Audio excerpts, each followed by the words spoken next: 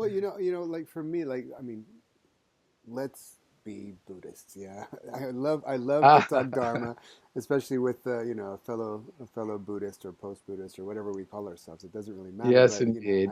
I think we're gonna plug into a similar language here.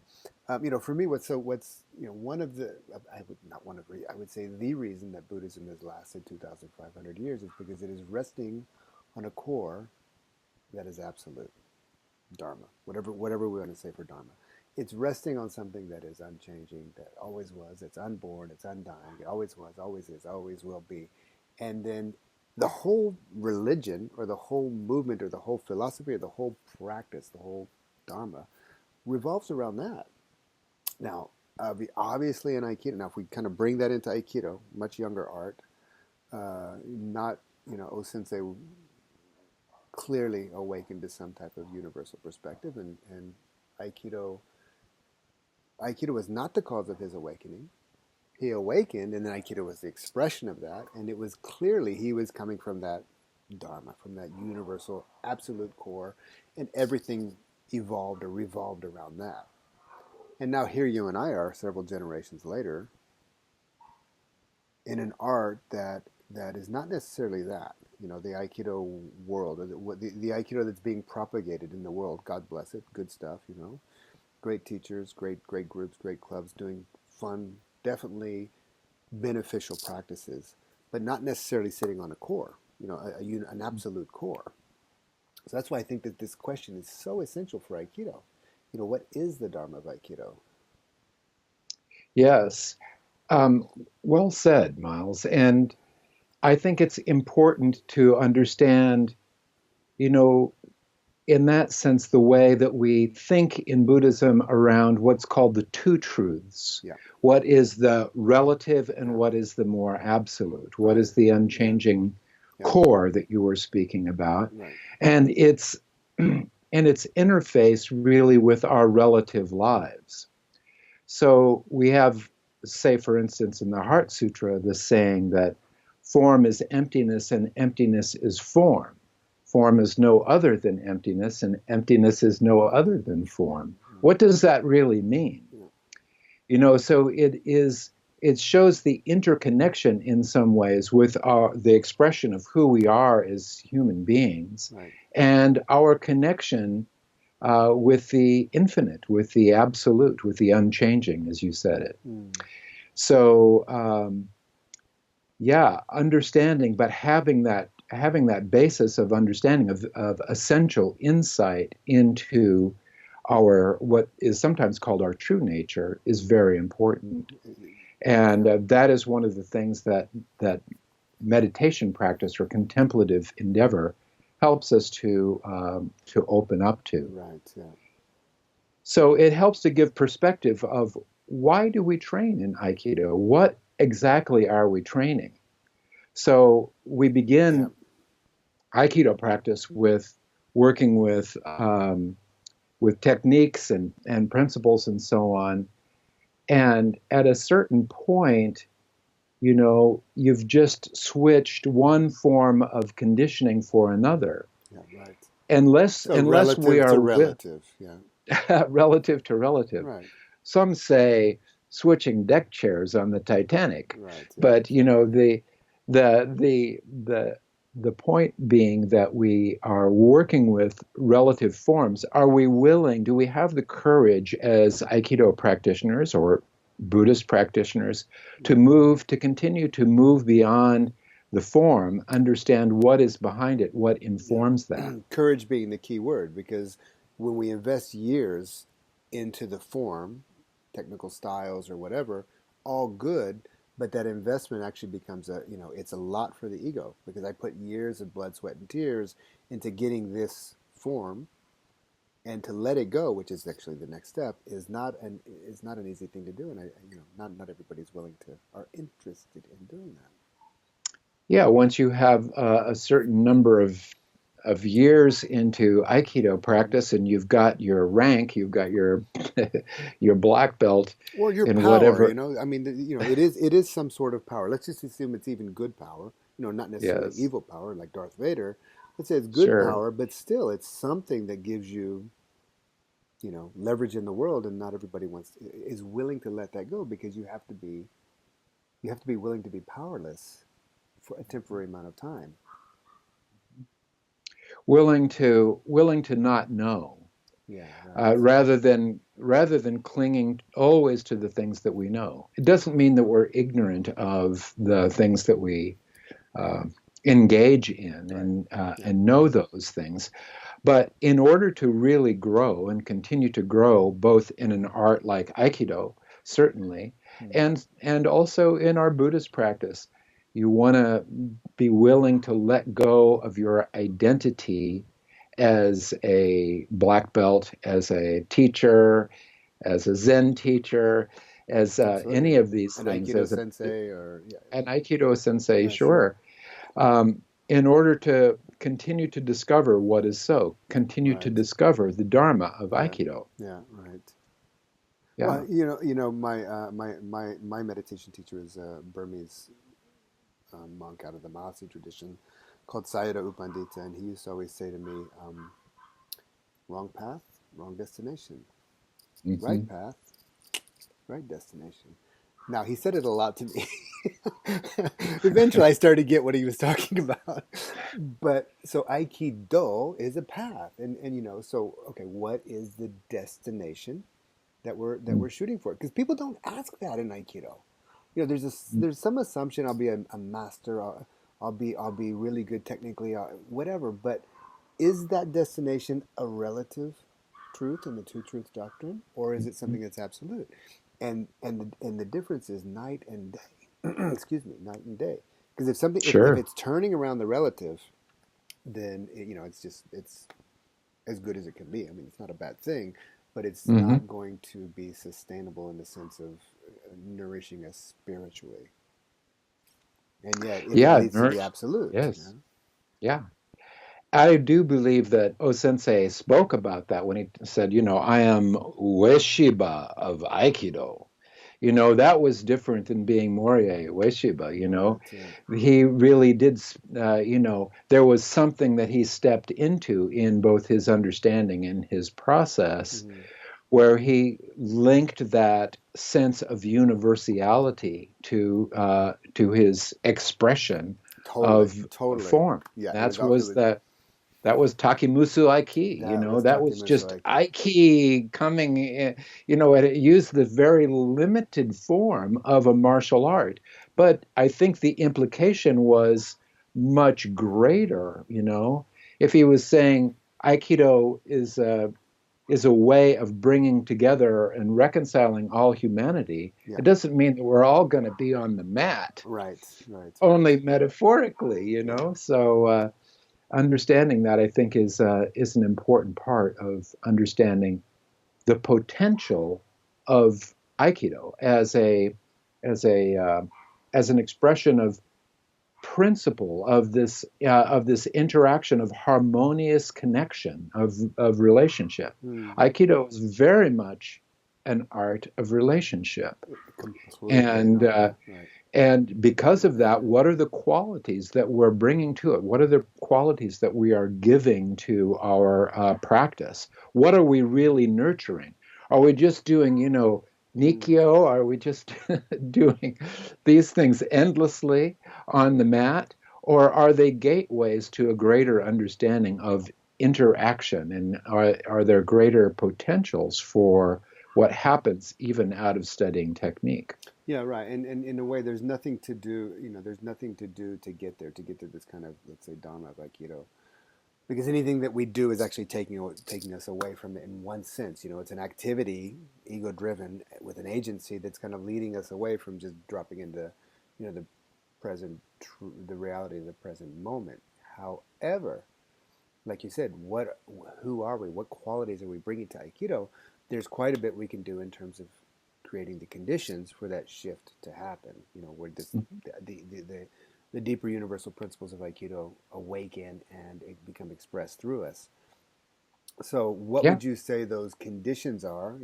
That are necessary. These qualities that we need to bring into this relational moment that is Aikido. Yeah, wonderful question. And I think what I would say in terms of the Buddhist approach is we have something in the Eightfold Path called right view. Yep. And right view isn't taking on a system of understanding. It is one in which we are engaging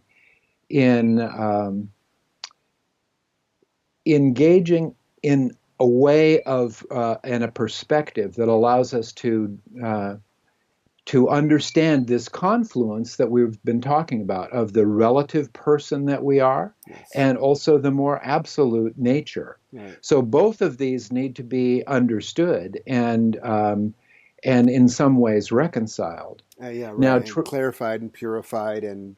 Yeah, sure. Right. And Aikido is a wonderful pathway for that, but it needs the core foundation understanding that you were talking about right from the very beginning, Miles. Yeah. And that being so fundamental to right effort, to the quality of effort that we bring, to the quality of understanding that we bring. And I think that part of this, at least from my own experience, is that we practice some form of contemplative endeavor, working with silence, working with stillness, working with self-reflection. Right, yeah. So the meditative aspect of our practice helps us to get past that ego boundary that you were talking about. That way that all this development is somehow about me, and about me becoming just a better me. It has its limitations, because when we understand that certain qualities of development do cultivate better qualities of technique, of character, all that is balanced by understanding the universality of our true nature in that other respect. I basically believe deep down that Aikido belongs alongside the world's sacred awakening traditions. Mm. And yet, I don't have to tell you this. It's most dojos in the world. That's not what they're doing. Again, this is not a criticism. There's lots of things we can criticize in the Aikido world. Like critical reason, not coming from a pointing finger Sure. place. There's there's always limitations that can be taken care of and worked through. But the mystical core, or the what I consider the spiritual core, the transformational core of the art, is not always what is being propagated, and it's not always what's being. It's not always what people are going to Aikido for. In my case, sure. I did get a the moment I think I was 13, I saw a sensei in a book. And it just, I just knew right then that that's what I was looking for. And it took me a few years later before I was able to train. And so that was what I went for from the beginning. And it took years of, chasing other pathways that were kind of takes whatever it takes, Miles. It takes whatever it takes, yeah, right. to actually kind of come back to that intention and stay true to it. I actually, Buddhism was the big shift for me. I actually had to go down a Buddhist path for several years before I could reconcile that within myself. Mm-hmm. Mm-hmm. So, what to do? I mean, how do we? Well, we can't always change the situation externally. So for us, we need to continue to practice and connect with things that are in integrity for us individually. Yeah. You can't necessarily change the dojo. You can't necessarily, and certainly can't change your teachers sometimes, as you know. Sure. But you can connect with the heart of Aikido, the kokoro. This particular element in yourself, and continue to nurture that. And then I think just in the way that we are engaging, and you are engaging in this wonderful Tele-Summit, we're looking at bringing together our current understanding. This is not just a conference. It is one in which we're we're really looking at what is evolving in Aikido. Mm. Are we just a poor form of jujitsu Yeah. that is really modestly effective in martial arts, Mm-hmm. or are we looking at developing something else? And for each person, it takes that kind of self-reflection. So it is a conundrum, and it's a conundrum which many teachers are engaged in and looking at, and how can we improve our understanding. But it really begins, as you said, right from the beginning, checking with the core foundations. What is our looking at what's our purpose? Why are we engaged in this practice? And if you can really sincerely and authentically answer the question, why am I doing Aikido? Then I think something essential is revealed in that question, in that engagement, in that inquiry. Sure. Who am I? How am I to live? What's really going on here? It's an important. These are perennial spiritual questions that go all the way. If we really kind of use that as an inquiry in our life, like Ramana Maharshi, who am I? Sure. These things were, and yet in Aikido, yeah, I mean that's the thing. And okay, for me personally, it's the conundrum is not so much about what is at the core of Aikido, because I'm okay with that. The conundrum for me is, even when I look out in the world, is why is not the Aikido world organized around that? That's not a conundrum either.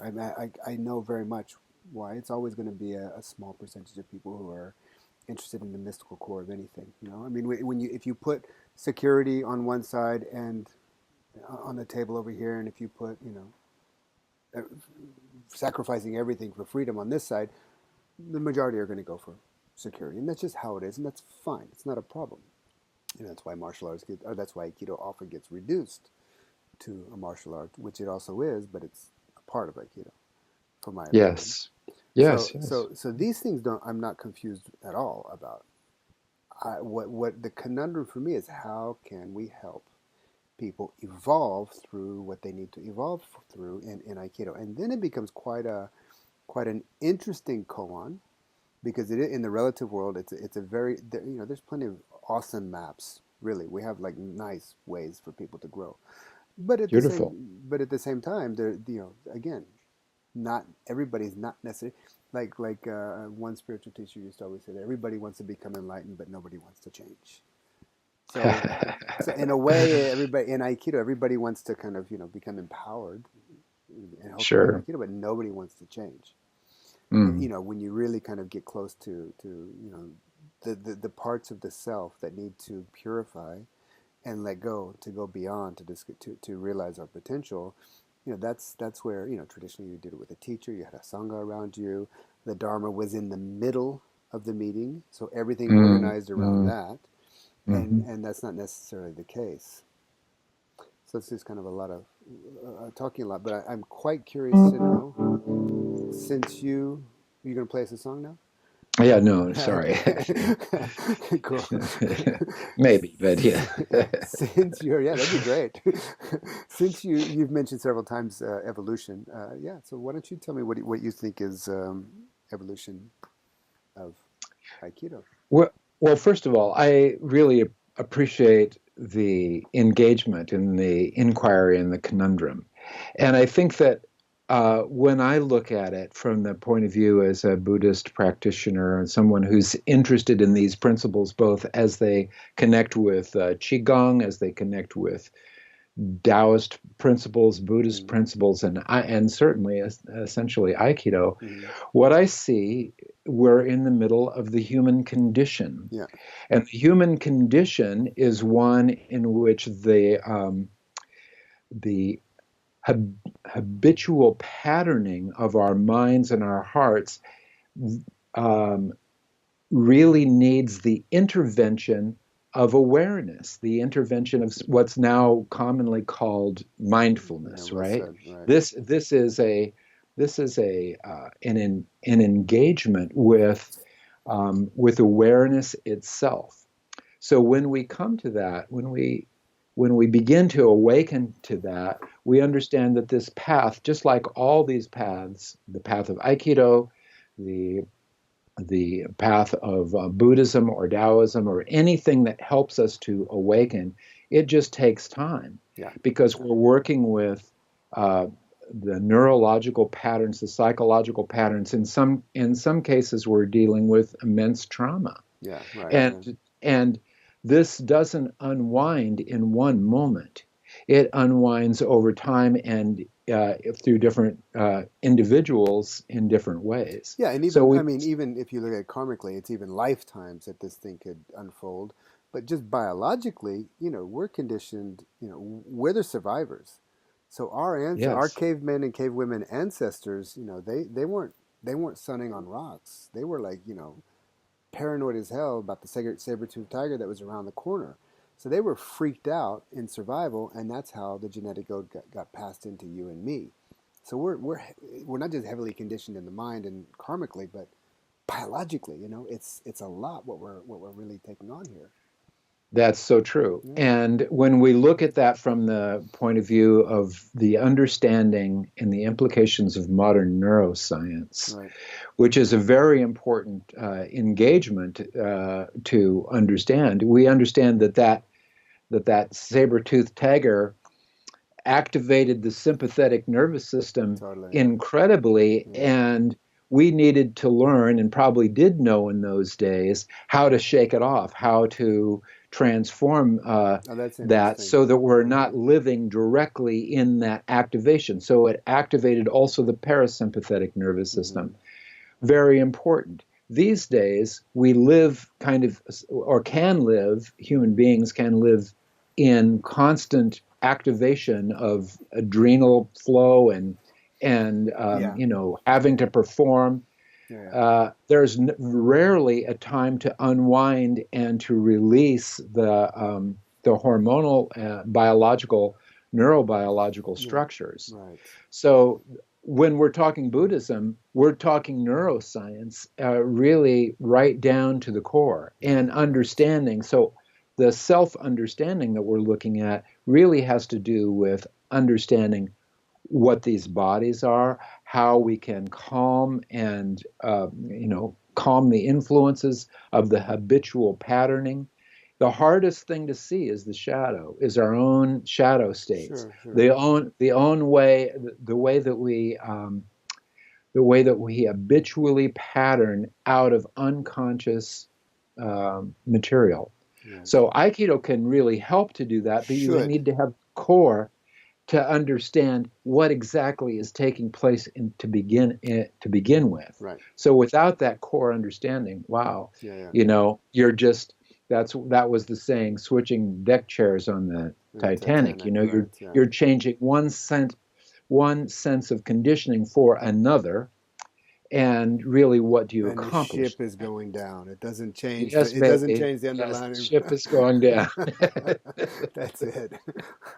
All right. Well, okay. So in a way, what we're talking about is the evolution of the self, the ego, or the person, or the non-self, as it may be. But what I'm curious to know from you, what I'd like to hear from you, which is something that I'm also quite passionate in, is the evolution of Aikido culture. Yeah, I mean, you trained in Japan. You trained in Japan? I did. You probably Yeah, trained Zen in Japan as well. I mean, we a forget about little that. Yeah. bit. Yeah, Okay. sure. So Yes. we've got that great. We stand on the shoulders of giants. Thank God that we are moving beyond. This. God bless them. I love the traditional structures. We wouldn't be here without them, and we Truly carry. that. We carry them forward to a certain extent, large or Yeah. small, for where it's good, and but we can also see where it's limited. It has patriarchies. It has sometimes dominating hierarchies rather than healthy, benevolent hierarchies. As was meant, is certainly intended to be. Um, there's no critical reason allowed. Really, you can't question the teacher's funny behavior. It's just not allowed in hierarchies. So there's so many hierarchies to certain structures, and we evolve to the next structure, and we evolve to the next structure. So Aikido also has all that inside of it. So what for you is the evolution of Aikido culture? Yes, Miles, we have to be We revolutionaries. We have absolutely to have be to be. we Yeah, have to be iconoclasts there's no and be wrong with willing that. to trust critical reasoning. Yeah. This is so important, Mm. and to transform those traditional hierarchies into a more integral and awakened format that allows for communication that really cultivates healthy relationship, so that we're not, you don't come into to Aikido or into Zen, you know, just to further propagate the old ways. This is not Zen. This is not the evolution of Aikido. Um, it is simply propagating what I was calling earlier habitual patterning. And we have to have the courage to move forward, to look into and not to know sometimes exactly what the right path is. Yeah. So we're carrying on in a way that is it's a real adventure. What can we do uh, to help propagate this new, more integrated or integral way of thinking, of being? And there's no simple answer, but the qualities of openness, which we cultivate or should be cultivating in Aikido, Yeah. the willingness to listen to multiple points of view, not that all points of view are equal in their value. Right. So those are just a couple of things that I Mm-hmm. would, I would say to in evolving Aikido, we must continue to evolve in openness, in the ability to understand what is useful, what brings about benefit in a universal sense and in an individual sense as well. Mm. This goes right down into how we train. Is the way that we're training, can we train that way when we're 70 years old, the way that we trained when we were 20 and 30? Right. The Exactly. answer, of course, is no. Right. Does that mean you should stop training Aikido? I think not. I think there are skillful ways that we can continue to presence the principle that are there, the principles. O Sensei said, The life Aikido is the affirming, practice of principle. Say that again. the life affirming principles. The life affirming So principles, that not the not not the the domination, yeah, not right. the not the overpowering. Yeah, the submission, or even harming yourself anyway. If we're hurting ourselves, I mean, accidents happen, but if we're hurting ourselves or if we're getting hurt, then it just shows that we've in that moment, or there's a habitual pattern there that we're out of the principle, and then the Yeah, system will just break down. That's just how it is. But if we and I mean, you're also a Qigong master, so this is kind of I think the core of what you teach. Even though I don't really, I can't profess to know anything about Qigong, but it seems to be very much principle oriented. it is principle oriented, learning how to bring the right amount of effort, that the quality of Right. relaxation is Yeah. dynamic. You work for those qualities that we work for in Mm-hmm. Aikido, of poise, of dignity, Mm. of self-reflection, of deep listening, Mm. deep listening to ourselves. And that requires this self-reflection that is present in contemplative practices, Right. meditative practices, Yeah. self-reflection practices. Well, okay. So I'm also an integralist. The integral dojo. It's part of the whole frame that I work with, which I really won't go into here. But coming out of the integral community, um, there's three things that make an integral practice or an integral approach to your practice essential. And I'm not talking the types of practices. I'm talking about the three. The first is the non-dual perspective. That at the core of Yeah, what we're doing is a non-dual perspective. The second yes, is developmental stages, vertical development, evolutionary stages. yes, And Yes. the third is Sangha. And in a way, we've spoke about all of that today. But if we just kind of what do you say, infuse Aikido into the conversation, the Dharma. What's the Dharma of Aikido? What's that universal core, the non-dual core that clearly O-sensei had? When that's at the center of our practice, then it changes everything. And then if we also look at the practice especially culture, dojos and systems and styles and just the way people organize around each other, that they organize in different ways that are according to developmental stages. Hmm. They're all an authentic point of view, and they're good points of view, but they're not equal in value, as you said. Hmm. Simply meaning, less traditional views are very good for your group, but they kind of don't include other groups. So we become more inclusive and more inclusive until we're kind of cosmocentric. We can include all. And that's kind of the developmental. And in Sangha is we gather around each other because we want the non-dual perspective in the center of the way we organize and Yeah. developmental stages. Beautiful. Yes. So this is really for me what the evolution what an integral Aikido or an evolutionary Aikido is kind of about, and it kind of it's a frame that includes everything but gives space to everything as well. It doesn't actually what do you say, dominate or force people to think in a certain way, Yeah. Well said. or it should be. And yeah, that perspective means that training in Aikido is not just the time that we spend on the mat. It's important for us to understand that, I mean, even looking at the example of O Sensei, he spent in his engagement of the development of Aikido as a universal uh, engagement in life. He was seeing the forces of the yin and yang um, come together, and he understood that yin and yang, that those polarities are not the only thing. There is also the wu. There's also Mm, the ground, which we may now refer to as the non-dual mm, perspective or the non-dual knowing. mm. Non-duality is not the opposite of duality. There's a koan for you. Yes, right. The, so we understand that the inclusiveness is not just a porous taking in of everything.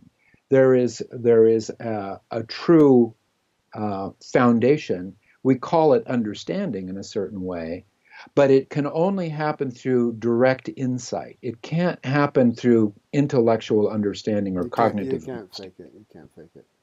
You can't fake it. Yeah, yeah, That's something you can't fake, yeah. and Right, exactly. Yeah. but that requires training. That requires some practice, some sense of engagement with the great koan of who are you? You Right, know, right, right. this is the core of Zen in some ways, and it's not meant to be a trite question at all. It is a fundamental question of our human existence. And when we're on the mat, when we're doing Aikido, why are we here? What are we doing? And the engagement in the Sangha can be so wonderful and reassuring as long as the engagement of the Sangha doesn't become yet another social group with with limitations and things that you can't ask and things that you can and ways Sure, specific sure. ways of being that limit Well, then your you're putting preservation in the center, or rules in the center, rather than the Dharma, the truth in the center. beautiful, Yeah, good, excellent. Yes. sure, we'll have guidelines and we'll have maybe even rules, but Oh, and necessary. Those are you're right. necessary. Yeah, yeah, yeah. Yeah. They're guidelines to help people move through towards a certain perspective, and we don't Yes. always go quietly along those guidelines, and not every many people choose not to follow them, which I guess is also fine. But personally, my type, I'm actually fine with that, and I'm also fine without that. It's okay. Mhm. I'm neither kind of, what do you say, too heavy on at this point in my life, too Mhm. heavy on the discipline, or too lazy in it. too much. Of course, yeah. Balance. Yeah, but Yeah. it took Yeah, there's a it did take years to get there, though. yeah, sure. And that speaks to the fact that all of these developments, the development of anything that we might call a spiritual practice, takes some time. You know, there's learning, It takes there's time. learning, and there's unlearning. Yeah. There's looking in, and that willingness to be with our shadow states and really get some deep unwinding in terms of things that might have been traumatic for us or that are deep patterns of conditioning. Mm-hmm. Everything from racism to, you know, To to the to, a massive Nikyo, when we were a third kyu yes, or there you something. go, Yeah, sure. stuff like that. Stuff like that. We carry Yeah, it all, huh? very good. Well, cool. Artesia, sorry. That's a, Teja, I respond to that yeah, too. I'm So sure you will, but I need to. I told you I've known about you for years, and it's been in my mind as Teja, so it's going to take me a while before I get that out, purify no that. problem. Yeah, Yes. cool. Well, it's great talking to you. Yeah, you too, Miles. And I appreciate your vision and what you are bringing together here in terms of this conference and so on. I think it's very necessary. Yeah, You know, so an Aikido conference is not just about people coming together and showing off how cool their techniques are and how well they can, yeah, work with their uke. And and it's wonderful to see some of those athletic and gymnastic pieces so beautifully expressed, and they often do express, some heart of wonderful principle. mm-hmm. But there's more to it than that, and Yes, at least in my view, and I think we share that view, that it does require some other um, qualities and some time of self-reflection and deep questioning. And even as the Buddha said in the Kalama Sutra, it said, it's important to doubt. mm-hmm. It's important to question, even Right. your teachers. Yeah, yeah, yeah. So even me, he said, as the Buddha, don't take my word for it. Find out Find out from for direct yourself. Yeah, go experience. check it Yeah, out. Go check it out. yeah. And I think that that's important for us in Aikido practice um, as well, of course. Yeah, oh, I lost my thought. I'm sorry.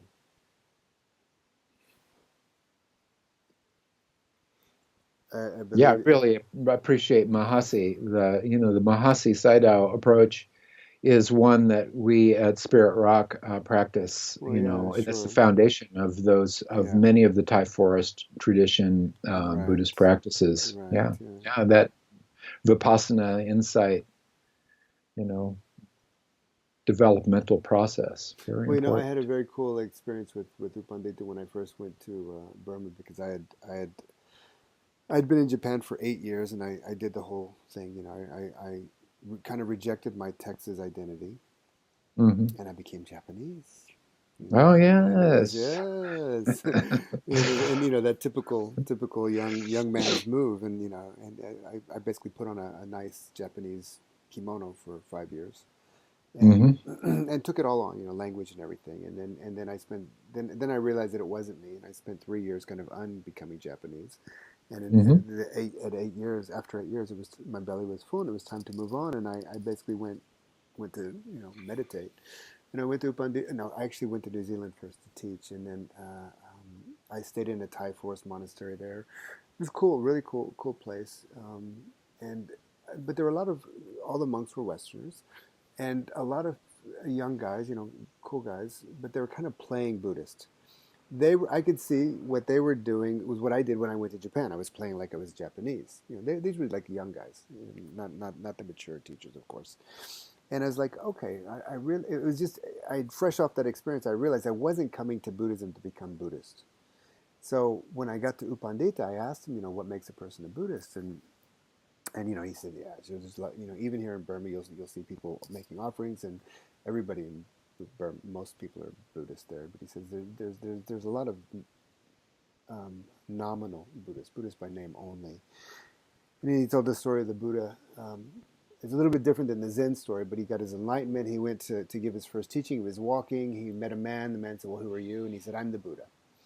And in this story, the guy said, "Well, yeah, maybe you are, maybe you're not." He went on his way. Anyway, so Yeah. he said, this guy saw the Buddha himself, but he didn't hear the Dharma, and he didn't because he didn't hear the Dharma. He didn't see the Dharma. He didn't awaken. And he said, you come face to face with the Buddha yourself, and it doesn't mean anything. It's only when you see the Dharma that's when you see the Buddha. And that's and it was so, when he said that, it was so clear. So yeah, well, this is what I'm here for. I'm not here to become Buddhist or monk or Hmm. Theravada Buddhist, and all that's cool. But I was clear what and it was. He was just like, dude, just practice. That's what you're here for. I don't give a shit about anything else. Yeah. Yeah. I'm invested for you to see the Dharma, and all your games Beautiful. that you're Yeah. playing. He whacked. It was whack-a-mole for like 2 years of intensity, and it was just Whoa. he crushed me, but Yeah. I was so grateful for it, and it was really about that.